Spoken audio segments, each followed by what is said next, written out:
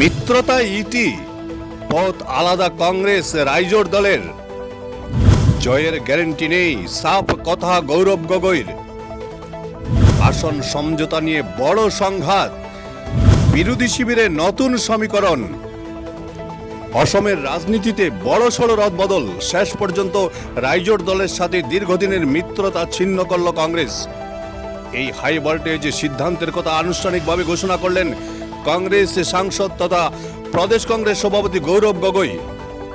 কেন ভাঙল এই মিত্রতা? গৌরব গগৈর মতে এই বিচ্ছেদের মূল কারণ হল নির্বাচনী সমীক্ষা, নির্বাচনী সমীকরণ। আসল বিতর্ক রাইজোর দল যে আসনগুলো দাবি করেছিল সেখানে তাদের জয়ের সম্ভাবনা নেই বলে মনে করছে কংগ্রেস। জয়ের সম্ভাবনা কম থাকা সত্ত্বেও আসন ছেড়ে দিয়ে ঝুঁকি নিতে নারাজ কংগ্রেস। বিজেপি বিরোধী লড়াইয়ে কৌশলগত পরিবর্তনের লক্ষ্যেই এই কঠোর পদক্ষেপ। গৌরব গগৈ তার পোস্টে সাফ জানিয়ে দিয়েছেন, রাইজোর দলের দাবি করা আসনগুলোতে জয়ের সম্ভাবনা নেই, তাই এই মিত্রতা বজায় রাখা সম্ভব নয়। নির্বাচনের ঠিক আগে এই ফাটল অসমের বিরোধী শিবিরের রাজনীতিতে নতুন মেরুকরণ ঘটাবে বলে মনে করছেন বিশেষজ্ঞরা। রাইজোর দল এখন কি ভূমিকা নেয় সেটাই দেখার বিষয়।